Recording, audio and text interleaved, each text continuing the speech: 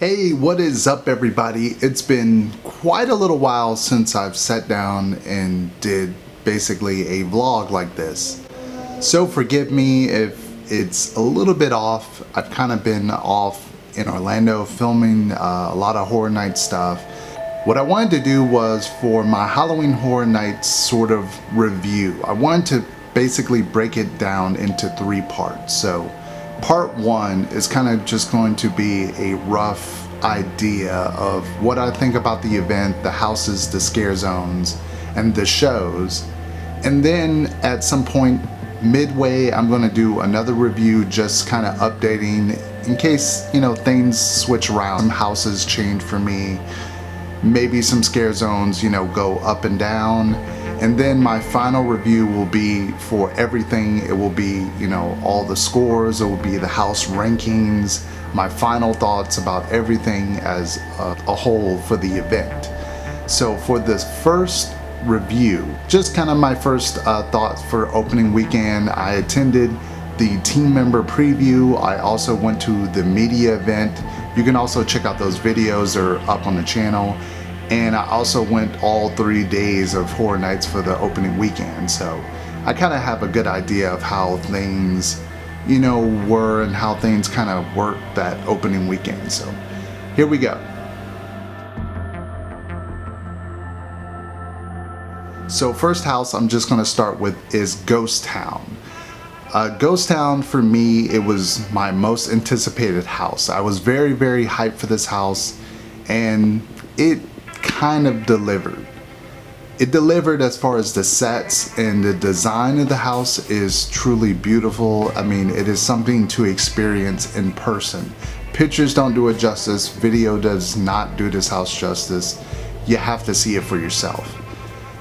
Where it's kind of so-so is I thought maybe the house was going to have more effects to it.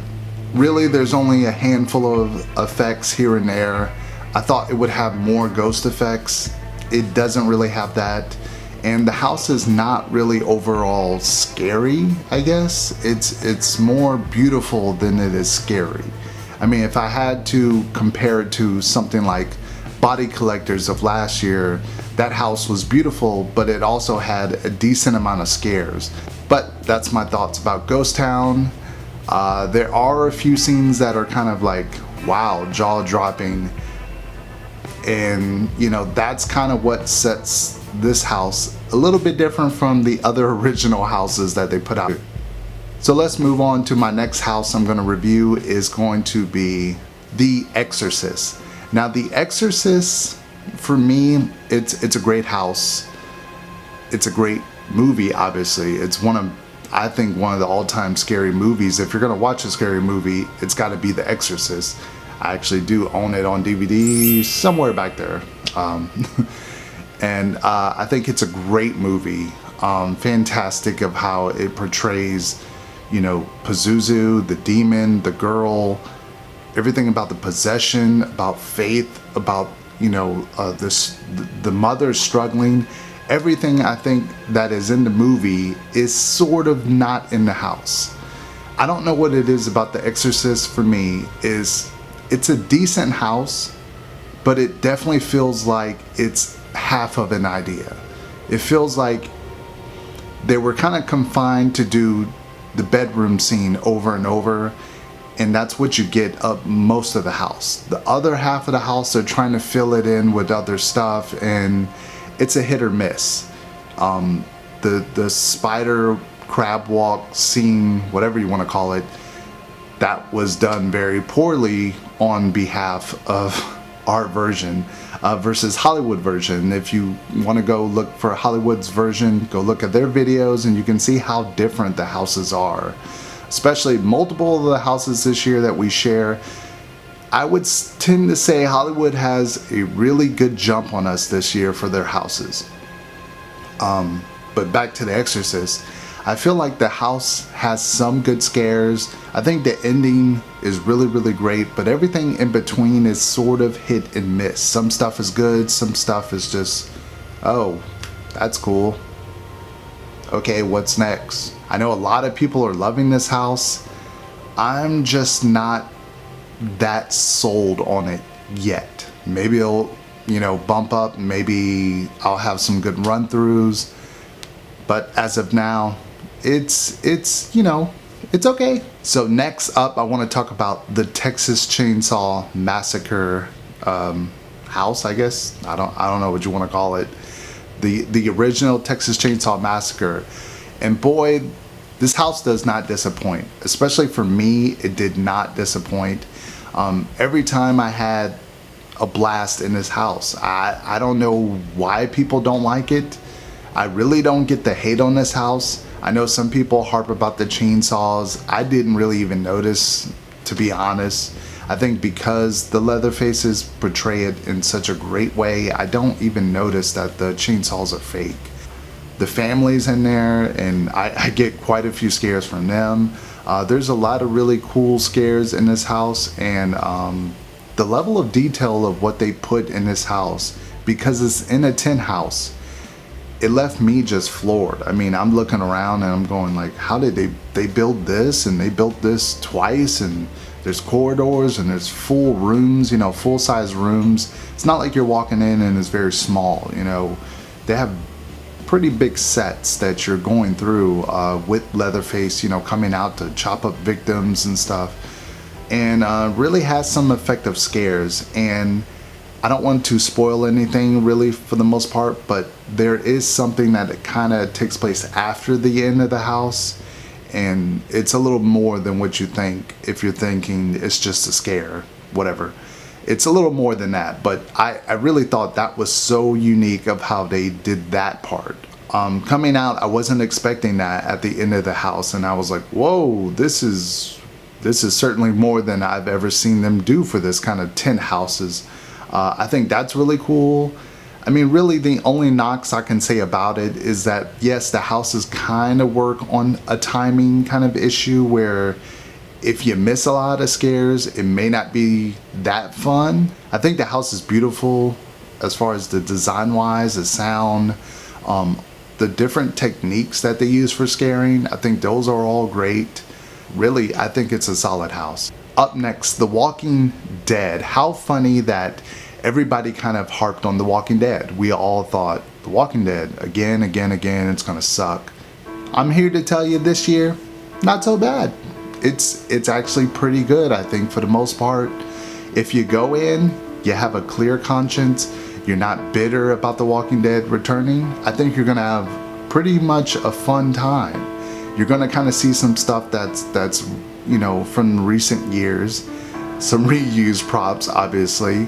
But I think it does such a good job because it's very kind of tight quarters, and it's really kind of a rush house. It doesn't harbor too long on one scene for you to go like, oh, I recognize this is the prison scene, and it goes on for 2 or 3 scenes. It's like prison scene is just one scene, and then the woods is one scene, and the campsite is one scene, and Woodbury, all the different places that you go to is just basically like one scene, then you're on to the next. So I thought they really did a good job on The Walking Dead this year. I think it's a great house to experience. On to Krampus.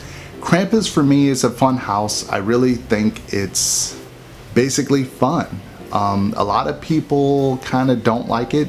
Some people harp on it. Some people said it's not as good as they thought it was going to be. I kind of went in with open expectations. I kind of went in with an open mind about it. I'm not a fan of the movie, but I really enjoyed the house. I thought it was fun, basically. I had a fun time walking through it. Some people said, the elves, it kind of got repetitive. I can sort of see that point, but also there's not much from the movie that can be a villain, basically. Other than the gingerbreads, the elves, Krampus, and the snowman, there's really not much else they can use, so I thought it handled pretty well. I think it's a fun house. You go in with a clear mind, maybe after a drink, you have some fun. I think it's that kind of house. It's kind of in the middle, it's not like the best house there. I don't think it's the worst house. So on to Lunatics Playground 3D. This is the icon of the event house, Chance. If you do not know already, Chance is the icon for this year, and this is her house. I've had very short run-throughs of this house, maybe I think 3 run-throughs, and the first time I walked out saying, what the basically.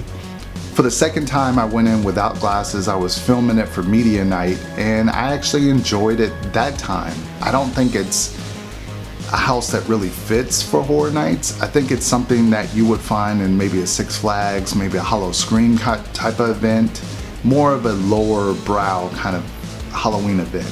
Not for something that is premium like this that you're paying, you know, high prices for. I expect a little bit more. A lot of people say the 3D is cool. I think it's the same 3D stuff we've seen year after year. I don't think it's any creative really. They said when the music stops, you would kind of hear the alternation between her mind and reality. I don't see it. I don't hear it, you know, and I've gone back and looked at the video I filmed multiple times. I just don't see it. Sorry. I think the house is kind of fun if you go in not really expecting much. Maybe you've had a couple drinks and you just kind of go in and enjoy kind of the 3D aspect of it. I think it's fun for that. You know, I really expected a little bit more out of an icon house. On to Tomb of the Ancients. A lot of people love this house. A lot of people love it. A lot of people put this like number 1, number 2 on their list. I don't get it. I don't get the love for this house. Let me say right off the bat, I think this house is probably one of the scariest houses this year. I get it. It's scary. What I don't get is all the talk about it being beautiful, visually appealing. I just think it's kind of a muddled mess of a house. And it's a house that I don't think has a story to kind of help you care anything about the house. You see the stuff in the front, you kind of hear some kind of recording about they found a tomb, and then you go inside and it's just a mess of just stuff jumping out and stuff that's, I mean, I don't get it. I think the house is too dark. First of all, I think it's too dark. I think it's really too close quarters. I think if they would have did some parts of the house, or maybe halfway through the house get closer and closer, I think that would have worked a little bit better. But it feels like right off the bat you go in and it's just claustrophobic all the way through, and stuff is too close jumping out at you. You don't know what's jumping out. You just know something's there. I can tell you as many times I've been through this house, I don't really know what half the monsters or creatures or things are. I don't really get it. It's kind of a muddled mess for me. It's just a house of just random stuff jumping out. You know, maybe had a better setup or a little bit more into the house, I think it would have worked better. And there's also too much stuff hanging down. Like, it is really annoying in this house. More so than any other house, I think, this year. It's just so much stuff hanging in your way. The Crocodile is cool. I'll give them points for that. Really, the rest of the house is just, like I said, it's a muddled mess of stuff jumping out. So it's really scary, but at the same time, you don't know what the heck you're looking at really half of the time in the house. Also, the moving floor effect, I don't really care for it. I thought it's, first of all, it's kind of cheap trick to kind of do. And also, I just don't think it's great to do something like that on people at this event, especially people that are drinking. I just foresee it having somebody slip, somebody not knowing about that and having an accident about that.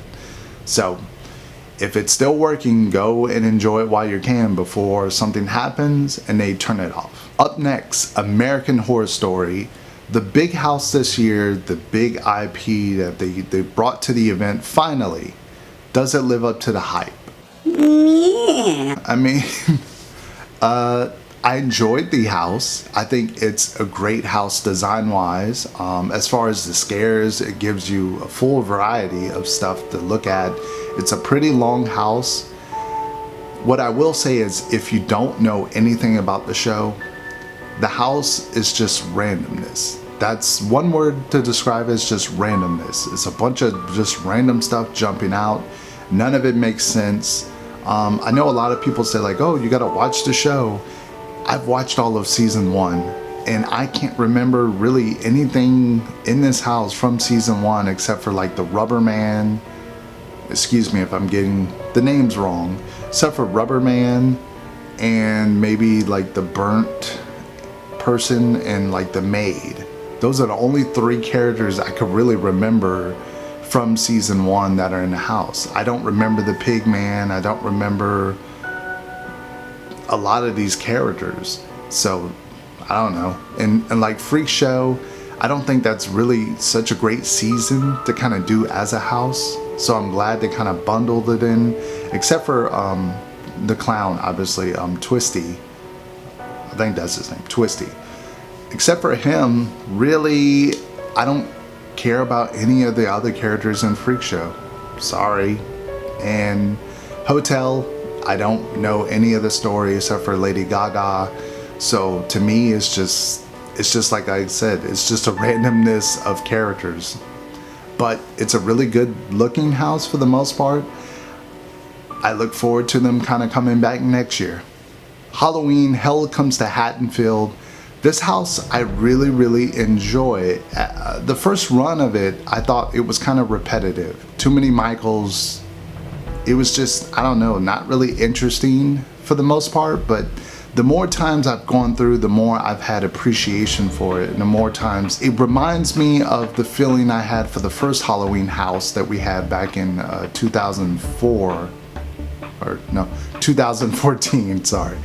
It reminds me of that feeling I had for that house, but a little bit longer and more spaced out and not, really enclosed. I really like that they use so many different spots for Michael Myers. Do I think we could have used a little bit more human actors other than Michael Myers? Sure, I think that would have helped a great deal. I really enjoyed it. I thought some of the effects was really cool. The burn room was handled, I think, pretty well. And who's not gonna love Dumpster Mike? And there is one particular scene right before you get to the actual hospital part. It freaks me out. I'm just gonna admit that. It's strobes and the cloth, and I'm just like looking all around, and I don't know where the real Michael is and whatnot. It really kind of gets me every single time that I go through the house. So I really enjoy it.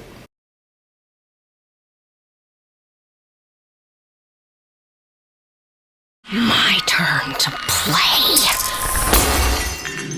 You won't stand a chance.